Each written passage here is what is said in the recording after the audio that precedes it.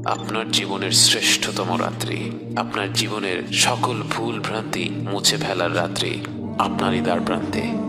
একটি রাত যা হাজার মাসের চেয়েও উত্তম, একটি রাত যা জীবন ভর ইবাদত করার চেয়েও উত্তম। লাইলাতুল কদর এমন একটি রাত যা হাজার মাস অর্থাৎ ৮৩ বছরের চাইতেও উত্তম।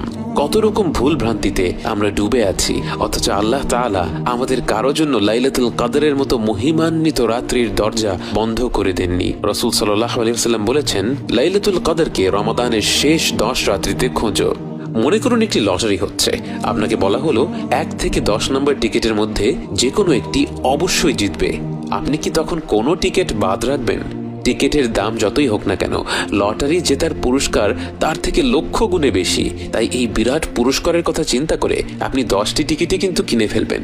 অতএব আমাদের উচিত শেষ 10 রাত্রির প্রতিটি রাতে আমাদের শতভাগ প্রচেষ্টাটা করা। তার পাশাপাশি হয়তো যেই রাত্রিগুলির কথা বিশেষভাবে এসেছে, যেমন 27-এর রাত এবং বেজোর রাতগুলো, সেই রাত্রিগুলিতে আমরা বাড়তি কিছু আমল করতে পারি। কিন্তু অবশ্যই অন্যান্য রাত্রিগুলিতে, বিশেষ করে 27-এর পরের রাত্রিগুলিতে যখন খতম তারাবি শেষ হয়ে যায়, তখন যেন আমরা আমাদের ইবাদত কোনোভাবেই কমিয়ে না দেই।